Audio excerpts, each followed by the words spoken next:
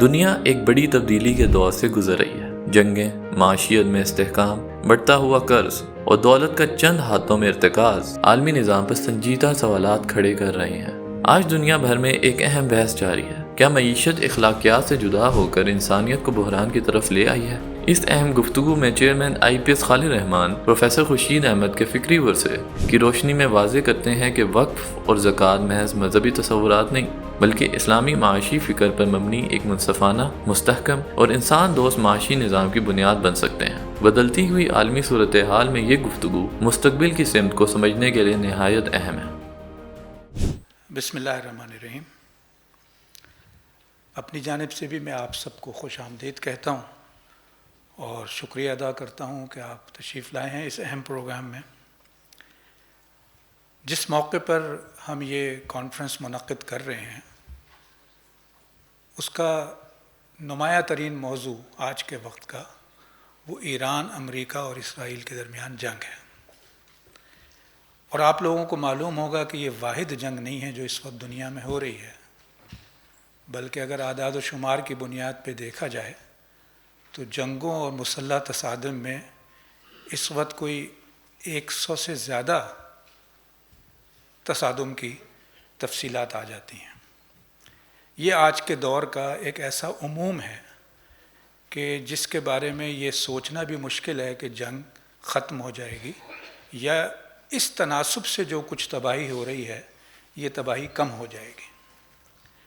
تو ایک ایسے ماحول میں جس میں ہر وقت لوگ متوجہ ہیں کہ اس وقت ایران نے کیا کیا ہے، اس وقت امریکہ نے کیا کیا ہے، اسرائیل نے کیا کیا ہے، ایسے میں وقف اور زکوٰۃ کے حوالے سے بات کرنے کا کوئی موقع بنتا ہے؟ یہ بڑا فطری سوال ہے اور میرا خیال یہ ہے کہ بالکل موقع بنتا ہے، چونکہ اگر جنگ تباہی کی علامت ہے تو وقف اور زکوٰۃ جو ہے یہ تعمیر کی علامت ہے۔ اور وقف اور زکوٰۃ کا ایک رول تو وہ ہے جو جنگ کے دوران اور جنگ کے فوری بعد درپیش ہوتا ہے، اور وہ یہ کہ انسان بے گھر ہو جاتے ہیں، ان کے لیے پناہ گاہ فراہم کی جائے، طبی اور سماجی خدمات کی ہر لمحے میں ضرورت پیش آ رہی ہوتی ہے، غذائی تحفظ ایک بہت بڑا مسئلہ ہوتا ہے کہ ایک دم سے جو غذا کے فراہمی کے، خوراک کی فراہمی کے معمولات ہیں وہ ساری، اور تو سپلائی چین ایک بہت بڑا عنوان ہے اسی سے ملتا۔ اور حقیقت یہ کہ کسی بھی علاقے میں جو ثقافتی اور مذہبی مقامات ہوتے ہیں عموماً ان کا خیال رکھنے کی کوشش کی جاتی ہے، اگرچہ اب تو اس میں بھی وائلیشن بہت زیادہ ہونے لگی ہے، لیکن اس کی وجہ سے ایک طرح سے معاشرے کی ایک ساخت بنی رہتی ہے۔ اور پھر وقف کی آمدنی سے بجائے خود ایک معاشی ایکٹیویٹی جو ہے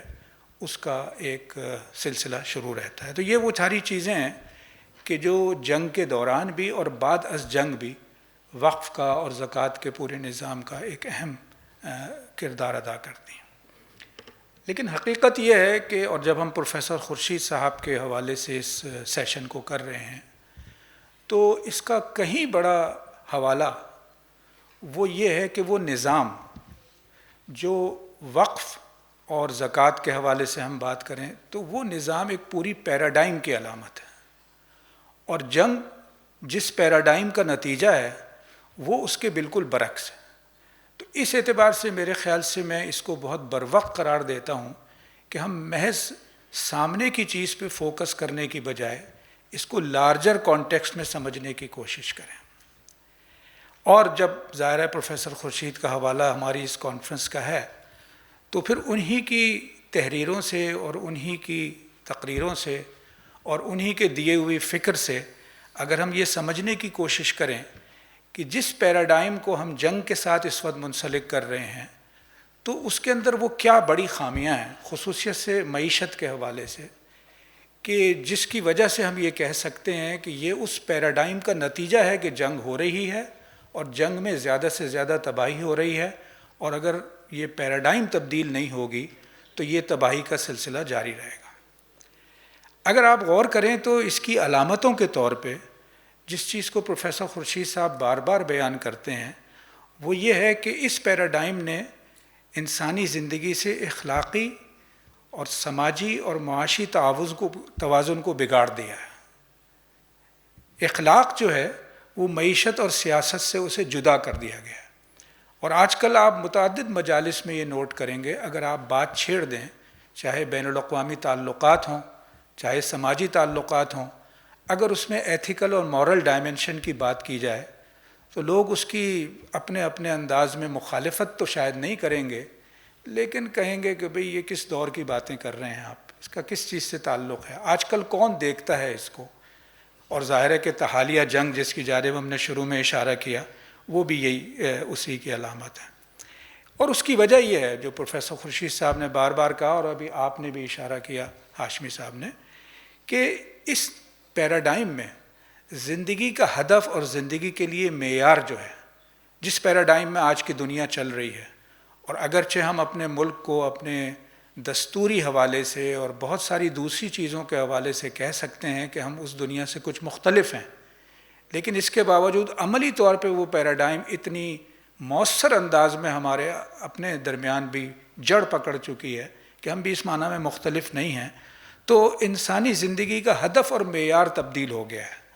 اور اس میں جو مرکزی کردار ہے، اس پہ پروفیسر خورشید صاحب بار بار کہتے رہے ہیں،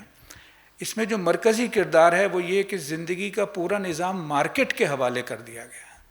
مارکیٹ جو معیار مقرر کرے پسند اور ناپسند کا، چیزوں کو آگے بڑھانے کا، تو یہ مارکیٹ کی قوتیں ہیں۔ پروفیسر صاحب اس بات کو تسلیم کرتے ہیں کہ مارکیٹ کے بغیر زندگی میں بہت سارے مسائل ہوں گے، لیکن اس کا جو رول ہے کہ فیصلے کا اختیار اب مارکیٹ کے پاس ہے، اور اب تو وہ مارکیٹ آگے بڑھ کے الگوریتھم کی صورت میں آپ کے سوچنے کے انداز پر بھی اس طرح اثر انداز ہوتی ہے کہ کچھ اور سوچنا لوگوں کے لیے ممکن نہیں ہوتا۔ اور جیسے پہلے اشارہ ہوا کہ دولت کا ارتکاز ہے،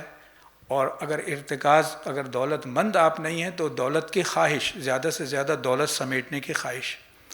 اور اس کے نتیجے میں انسان جو ہے وہ محض ایک معاشی حیوان کی صورت اختیار کر گیا، اور اضطراب، بے یقینی اور بے مقصدیت جو ہے وہ زندگی کا ایک بڑا عنوان بن گیا ہے۔ تو اس اعتبار سے جب ہم زکوٰۃ اور وقف کے نظام کی بات کریں تو یہ اس کے بالکل برعکس ایک ایسی پیراڈائم کی علامت ہے کہ جس میں انسانوں کے درمیان عدل اور انصاف کا قیام جو ہے وہ ہدف بن جاتا ہے، اور معیشت جو ہے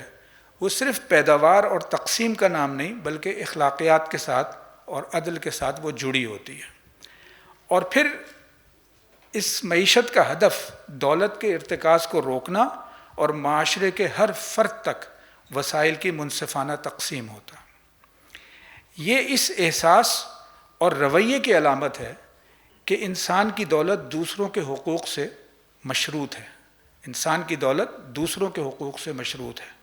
اور دولت کا مصرف محض عیش اور عیاشی نہیں بلکہ اللہ کی رضا اور انسانی خدمت ہے۔ اس اعتبار سے زکوٰۃ کا مقصد محض مالی مدد نہیں بلکہ تزکیہ ہے، یعنی انسان کے اندر سے بخل، حرص اور خود غرضی کا خاتمہ ہو اور وہ دوسروں کے بارے میں سوچ سکے۔ اور وقف کا مقصد تعلیم، صحت اور فلاحی منصوبے مستقل بنیادوں پر چلانے کا انتظام ہے۔ پروفیسر خورشید صاحب کے کنٹریبیوشن کے حوالے سے بات ہو رہی ہے، اور شاید آپ لوگوں کو معلوم ہو کہ انہوں نے اسلامی معاشیات کے حوالے سے اپنا پہلا مضمون 9 عمری میں لکھا تھا، جب ان کی عمر 17 سال تھی 1949 میں، اور جب انہیں اسلامک ڈیولپمنٹ بینک کا ایوارڈ ملا ہے، اس ایوارڈ کے موقع پہ متعدد لوگوں نے اس بات کو دہرایا، اور خود سائٹیشن میں یہ بات موجود تھی کہ وہ گزشتہ 40 سال سے اس طرح کے موضوعات پہ کام کر رہے ہیں، اور ان کا یہ کنٹریبیوشن ہے۔ اگر آپ اس وقت کے بعد سے ان کی وفات کا وقت کاؤنٹ کریں پچھلے سال، تو اب یہ 75 سال کا عرصہ ہے جو انہوں نے اس طرح کے موضوعات پہ کام کرتے ہوئے دیا ہے۔ تو یہ 75 سال ایک گواہی بھی ہیں کہ وہ اس میدان کے بہت بڑے کھلاڑی تھے، اور ان کا کنٹریبیوشن جو ہے وہ بذات خود بول رہا ہے کہ ایک ایبسٹریکٹ نظریے سے لے کر انہوں نے ایک بالکل عملی، قابل اطلاق اور ڈسپلن کے طور پر اس کو انٹروڈیوس کر دیا۔ اور ان کا روایتی معاشیات کے مقابلے میں ایک قابل ذکر اور قابل قدر یہ حیثیت سے یہ ڈسپلن اب سامنے ہے. اور پالیسی سازی ہو، قانون سازی ہو، قواعد کی تشکیل ہو، وہ ان سارے معاملات میں انہوں نے حصہ لیا ہے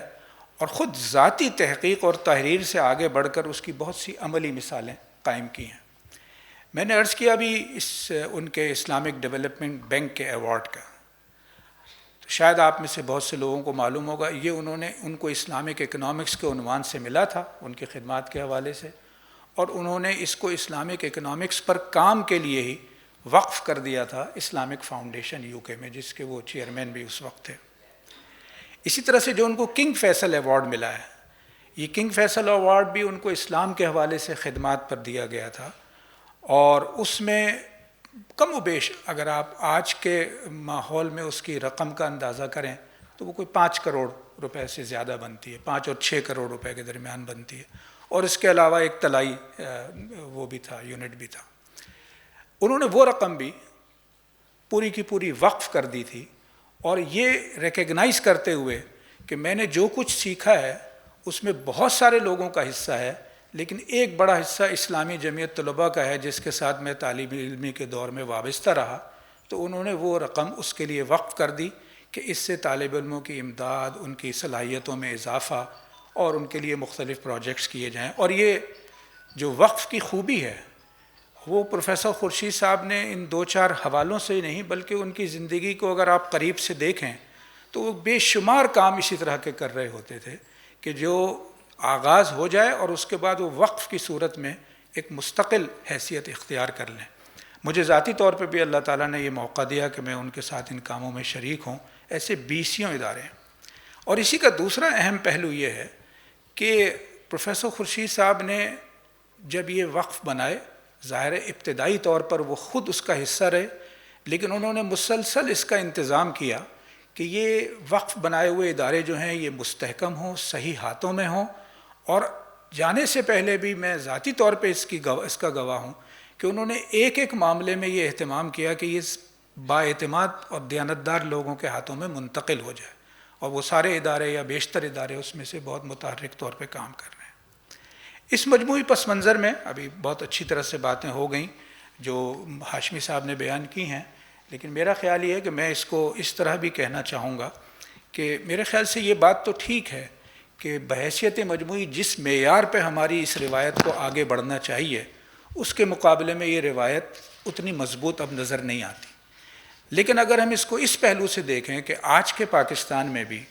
زکوٰۃ اور وقف کی بنیاد پر جتنے بڑے کام ہو رہے ہیں خدمت کے، وہ شاید رجسٹر تو نہیں ہیں اس طرح سے،